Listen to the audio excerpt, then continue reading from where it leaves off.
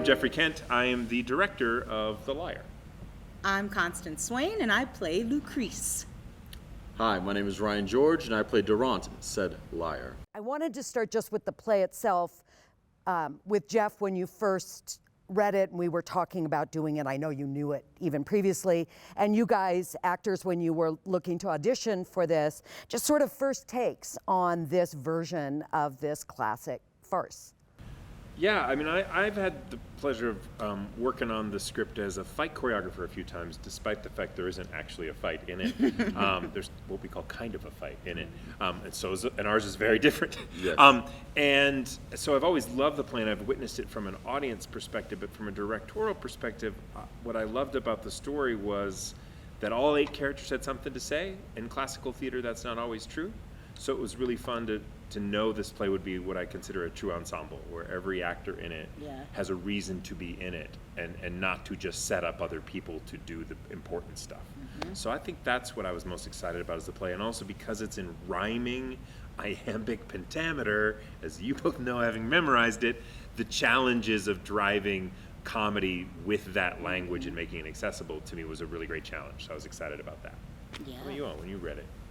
Well, it's my second time doing it. It's really kind of funny. Oh, yeah. Yeah, when I did it in graduate school, my first year, and I played Clarice. So it was really cool because it was like a story I was very familiar with, but I didn't know it in the 60s. I didn't know it with this cast, and Jeff and I have worked together as actors in an ensemble together, but having him direct and have that eye was a lot of fun. So I think for me, it was just exciting to take another stab at it and come at from another angle, especially in the 60s. It's super groovy. It's a really groovy show. It is super groovy. groovy. It fits the 60s. Yes, it does. It does.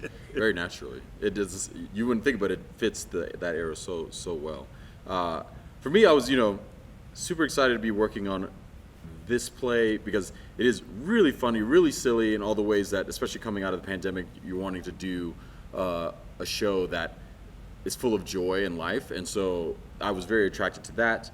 And also as a performer over my career, I don't often get to work on comedy, so it's always very fun for me when I get a chance to be able to do that. Because people's natural inclinations with me is first like more dramatic or classical pieces, as this one is, but not the comedic pieces as much. And so I'm always very happy to jump on the opportunity to be able to be silly and stretch out those muscles and skills as well too. So I was also just attracted as the opportunity to play. Just playing the show in general, because I didn't audition first for Dorante, I auditioned for Felice, but then Jeff so kindly thought a little bit different and was like, maybe why don't you try out The Liar, and here we are. And you lie so well. I lie so well. So I'm very happy that all actors are liars, but you're a particularly good liar. You got to put that on your special skills. Thank really you. good at lying. Thank you. Right there. You guys did a great segue to my next question, which is about the setting for the play. 17th century French farce, and you decided, Geoffrey, that it belongs in Paris in the 1960s. How come? Well, a couple things. One is, just like Shakespeare, when you're dealing with originally old texts, it's from the 17th century, is, in theory, if we're still doing it today, it means it should apply anywhere from the day it was written to today, or why are we doing it, right? And also, I drew courage from your production, from Lynn's production of the Tartuffe. I put a "the" in front of it. The Tartuffe. So everybody knows about Molière, but he wasn't the only French writer at the time, but Lynn's production had added cell phones, and I appeared briefly in a recorded video on a laptop to solve a denouement at the end of the piece. And the audience ate it up and totally followed it and had no problems with it. And so I knew the play could withstand being moved forward. And I also feel for a modern audience, the closer the play can get to their life experience, the easier they can connect to it and participate in it. In fact, I've asked people who come to the show, I'm like, do you still have a pair of go-go boots? Like, are they in that closet? Is there a miniskirt hidden somewhere from the 60s with Paisleys? And my mother's like, yes, it's in a box in the closet, but yeah, I will always have it. It's like a badge of pride. So I like that. I like the sexual freedom of it. I like the inclusivity of Paris in the 1960s, which was after World War II, had a ton of immigration and just embraced it as opposed to pushing back against it, and became kind of a model of what it's like to just love everybody. So that's why I liked it. What does the 60s bring to you as performers in it? What choices does it give you that you might not have made had I put you in pumpkin pants or doublets? Freedom, I guess, right? Because Yeah. I don't know, as a woman, and having done the show before where we did set it in that period, I mean, there were a lot of opportunities in ways, which was great, but it did feel restrictive, and the language is so freeing, and we're talking about some real, scandalous stuff. So to be able to support that physically and not feel like I have to kind of keep it in a box, and I think it was said, I think you had said it that maybe Lynn had mentioned that she loves that the women are as equally funny as the men. That was definitely and I right, do yeah. believe that putting it in the 60s allows us to, really tap into that, because there was something about women's sexual awakening and political awakening that just it's so relevant and prevalent in this play. And I think setting it there, that was cool. Yeah. You specifically, I think, in this show, your character, I feel has this wonderfully, and I think it's somewhat created by you, but also in the freedom of the period of that, her growth cycle in terms of confidence, maybe is the wrong word, but do you feel that Lucrece is able to, I just feel like she uses the play to embrace the 60s. Like, you got it at the Yeah. beginning, but you get it by the end. Yeah, man. And I think that's what's really cool, because you mentioned it earlier about each of these characters have a reason to be in the play.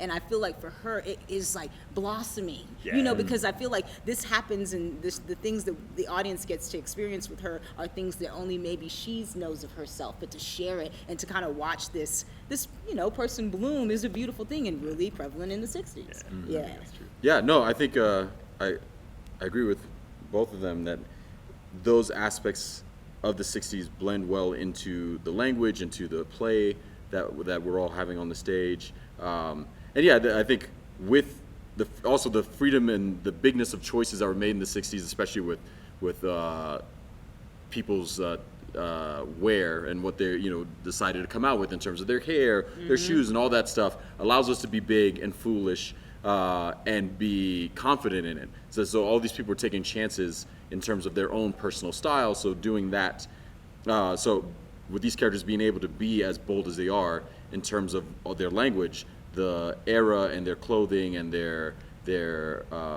energy, especially with the music that's in the play as well too, Yeah. helps embolden the fun and the drive of the play. Even though there's a lot of silly things that happen, it is still a love story about this man Dorante trying to find the perfect match for himself, which he finds in Lucrece through many back ways of lies and all this other stuff. But he really enjoys it. And yeah, and I think the wonderful aspect of France in the 60s, and even France now, especially when you see France now, how diverse it is. You Yeah. might just look at their World Cup team. It was all African immigrants who came there and are French citizens, but they are there now. And the fact that our show has a great mix of all different people of color, that my Logan, who plays Durante, is my dad, and he's white and I'm black. And so then there's the idea of just like, this is just the way it is. Here you have a potentially biracial child with him, and he's like, he's searching to find a partner for his son, and all that. Just like the amount of love he has, the amount of love that Clarice and Lucrece have for Yeah, each other, yeah. and all this other. So like, it's just that these people are all here together, trying to get theirs, Yeah. but within respect to each other. And I think that 60s Paris energy just works so well for the construct of the play. I think what I remember when Kevin Copenhaver, our costume designer, and I was like, I'm gonna set it in the 60s. He's like, thank God, he said, because he'd already also worked on it with Double, and it reinvigorates a designer. But Kevin's a lot about putting character in clothing, Yeah. right? And our audience who's seen the show and seen you in these outfits. But I remember Kevin going, I'm gonna wig him, and I was like, I don't know, Ryan looks really good. Look at that head. That's a good looking man. That's a good bald head. And he was like, yeah, but let me show you what I want to do with it. Yes. And you have this like bouffant, like pompadour. He's and beautiful. you came out in that in first dress, and I was like, that's why you trust your team. Yeah. Because I still had doubts about it. And I was still like ready to cut it if I didn't like it or you didn't like it. And you came out and were just dashing as shit. Super swaggy, man. it's You're great. super swaggy. And great. it was sexy, and because our play is that, like the Yes. hair became a part of it, and you work that hair. Yeah, it's great. Shout out to Annika, who helps keep Those him tame bangs. throughout the Oh show my between God. scenes, because he moves, so he makes sure putting in more tape. more pins, keep them down. So shout out to Annika, the backstage team. And with all the love we have to Kevin, what about what clothing does to you as an actor, either just in general or specific to this show? Do you find? Yo, my gosh, I feel like what is clothing and costume if it's not to inform story, then it's just clothing and costume, which why? But that's what I love about this particular production is that it feels like everything we're all wearing is just in conversation, and it's a great like representation of each character too, because of course like. Is this a good bald head? It's a beautiful bald head. But having that hair on top, it just adds to the swagginess, and you're leaning into it, which I totally love. And I don't know. I think like and I have a wig as well that is this short. Topher calls it my little bus driver wig, which I think is precious. With the beret, you never take off. No, with the beret, I never take off. It does not move, and I love it. But I think for all the characters, and even just looking at us on stage, I mean. It is a representation of the diversity and a celebration of that, even as it comes with clothing too. And I think everyone just looks so damn good too, which shout out to Kevin. Shout out to Kevin. He did a great job. You're a good-looking pack of fools. Yeah, definitely. Especially with the men, they also, or we have tall platform shoes and stuff, so they're also invokes more of the peacocking that happens, especially between the male characters in general. So like it just the way you have to walk in them, so you're just like it changes your whole form. As opposed to wearing just flats and then doing it, but like once you're in those shoes, especially for me, they're just like this. I have to stand this way. There's no other way. So like this is not how I normally stand. So this is how does Dorante stand when he's wearing these things, and what does he love about the shoes and his suit and his cane and all that stuff and his lace. I told my partner that I was like, I think I need to get a pair of Chelsea boots. And they were like, is this a show related? I'm like, I don't know. I just think I think you're already tall. You don't need to be taller. Give him a little hair. Yeah. And I want to circle back because something else you'd said, but I think we're going to talk about the music of the play. Yeah. So it's set in the 60s. We have a couple facets to that. We have like kind of just this world of 60s music, and then we have these transitions that the audience is seeing, which are these set changes set to French covers of mostly American pop songs. How did you, because as you remember, I sent you all like hundreds of them, and then I was like, what do you want? And both of you had interesting journeys to your songs that were actually not from me. There were things you found. Can you talk about the music? Yeah, well, boots were made for walking. I feel like because of where it falls in the story too, we learned something about Lucrece in that 1-5 scene between Lucrece and Clarice, and we get to kind of like peek into her brain a little bit more in her person, which I love, and I feel like it just nods itself into 1-6, and it sets the audience up so when they come in, they're like, I'm here, and it almost feels like they get a little bit of like the director's cut.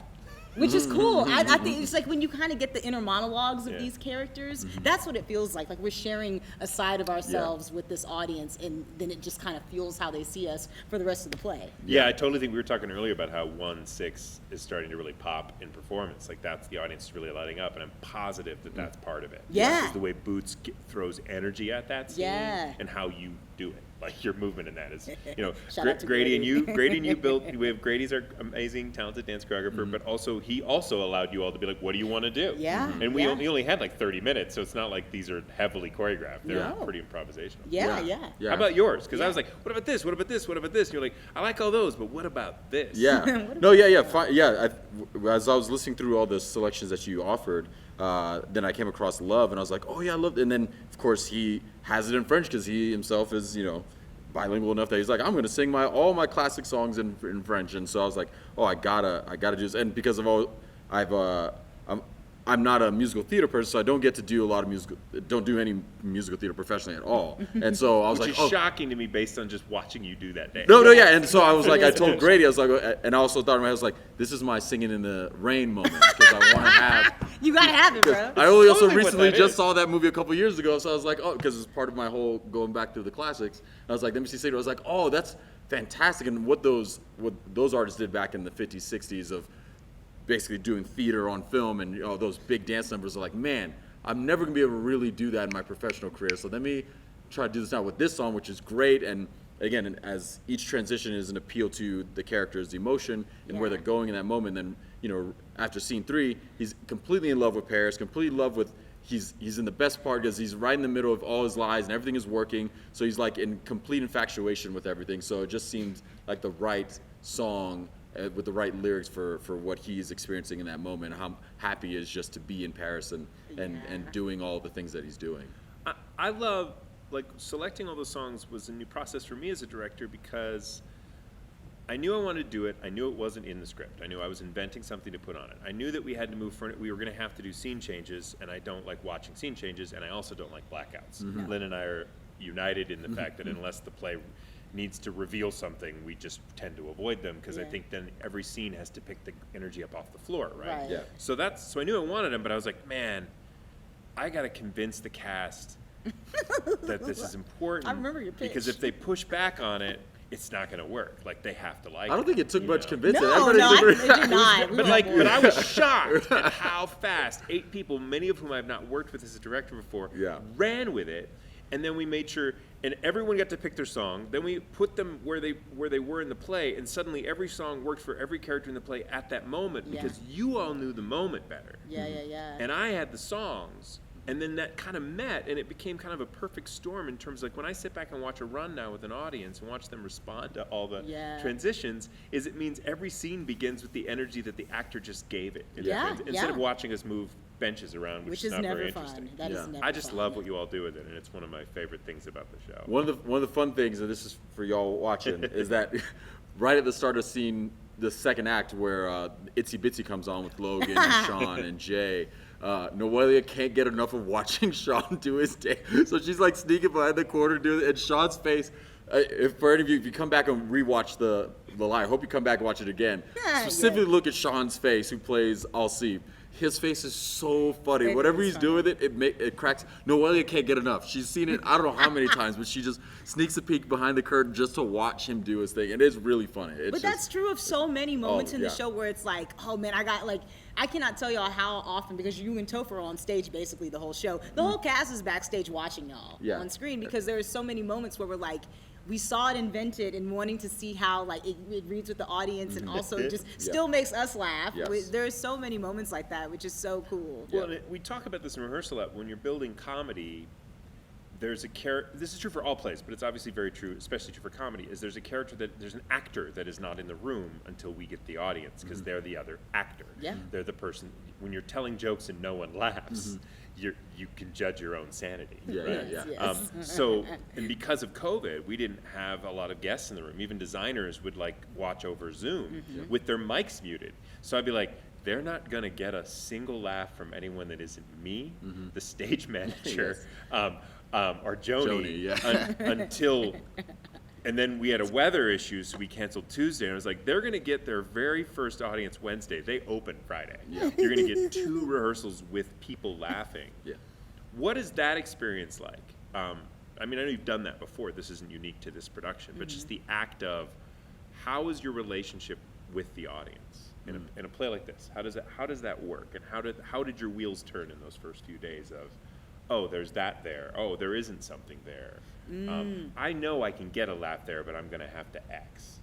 Yeah. I felt like it just helped refine, right? Like for you, would you say that? Yeah. And I think you did a great job, Jeff, of also reminding us to splash and spread out our looks and monologues and pieces out to, even in the rehearsal room that had no one in it, even though some people might be scattered around here and there. But that good practice also led us to being able to apply that once we got into the theater. And mostly everybody in that theater, everyone in this cast and crew is a professional, so they know how to play to a crowd. But as soon as we got, then it was really just like, okay, here's a face. Maybe that line I could take even longer now to this person that I didn't think before, that I was just kind of like throwing away. But no, I'm really going to connect with this. Or like, oh no, you know what? I need to aim this further up for the audience in the back to really see what I'm trying to do here, because this is a big moment. So it did. I think it was just making it more specific. And then letting them rev you up more and all that. I watched you like in Act 2, Scene 2. No, I don't know. Maybe no. Act 1, Scene 5. You're sitting there when Noelia's playing Clarice a little drunk and having boy problems, and you've faced these before. And I don't remember what the line is, but you say the line to the audience. Oh, that's what girls often say before the date? Yeah, that's what girls often say before the date. You just kind of lay that joke on the table. You don't ask for nothing.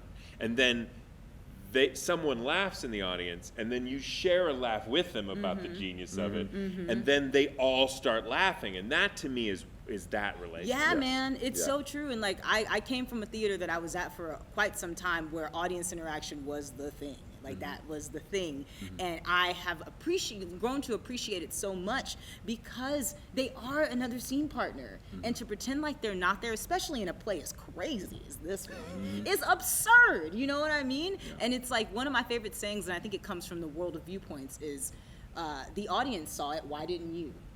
You know, and like it's true, but if we recognize that like a cell phone rings or whatever mishaps could happen on stage because they do, I think it kind of just welcomes them in and reminds them like, yeah, this is all happening live before you right now. We've never told the story to this group of people, you know, and I think that it just keeps it fresh and it makes them lean in, because even if they're not the butt of the joke or they're not the one who's being allied with, it's the person sitting next to them. So they're watching that person and trying to figure out what's going to happen on the fly. And that's why we do it, you know, otherwise just do film. Yeah, you all's relationship with the audience, and while certainly it was what I was hoping for. Yeah.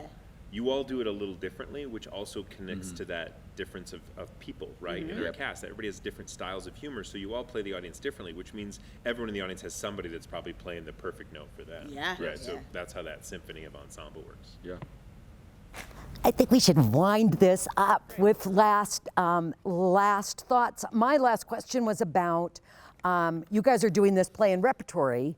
You're doing other work, and just partly as a little urge for our viewers to come and see you guys in Stickfly. How does that affect the way you do your work when you're working with a group of actors in multiple plays over a period of time? Well, I mean, What do you think, Ryan? well, I mean, How do you feel? this is gonna be my first time. Don't lie. You know, it's gonna be my first time doing in rep.